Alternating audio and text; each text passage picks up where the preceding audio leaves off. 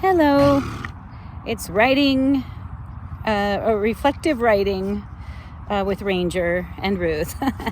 So here's Ranger, and I'm just letting him graze a bit. And,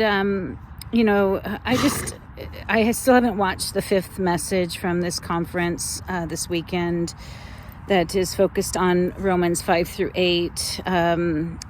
That was a Chinese speaking conference. So what I've been listening to obviously is a translation. But just thinking more about, especially Minoru's. And this is just full. I mean, this is a major teaching in, quote, the Lord's recovery, is that it was knowledge, good, evil are all on the same tree, all death. So if you know good between evil, if you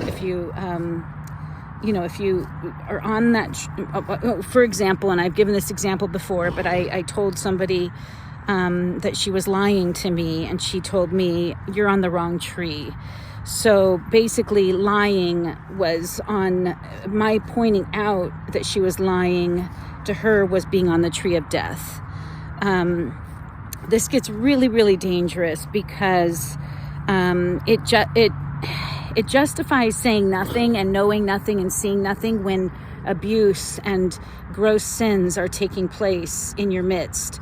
So with Philip Lee assaulting sisters, if you talk about it, you're labeled as on the tree of death, on the tree of knowledge of good and evil, rather than on the tree of life, as if righteousness is in contrast to life. So it's just really,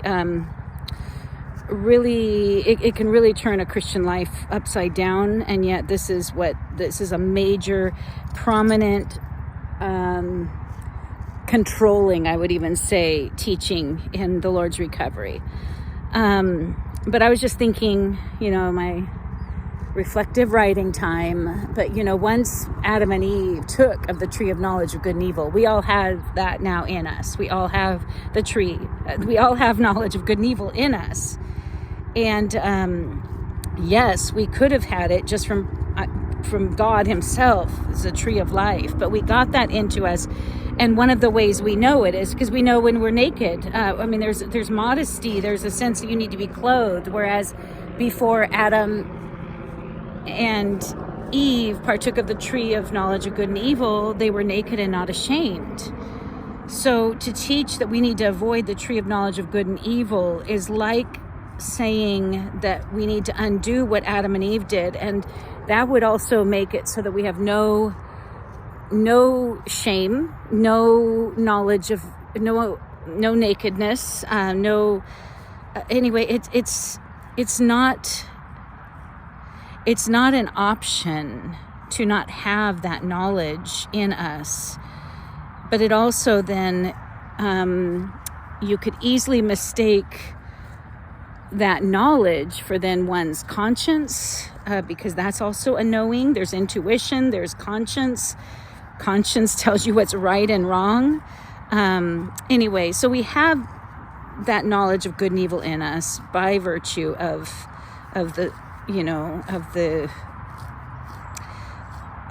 story in Genesis. So anyway, I'm just very interested that out of the kernel of the Bible, out of Romans 5-8, that is so full of salvation and yes, conflict between the good that's in our mind and the flesh that can't do good, and then the spirit that is good. I mean, there's all of that, and so there is a kind of a triangle there of setting your mind either on the flesh or on the spirit. But to my feeling, my impression was in watching the first message, especially, was that the congregants, the viewers, those who go through the morning revival, those who read the ministry, they're being warned. You are being warned to stay away from knowledge of good and evil, because that is the tree of death. But not being warned not to sin, not to rebel, you're not being warned to obey God's word. You're warned to stay away from knowledge of good and evil. So, yeah, thank you for listening.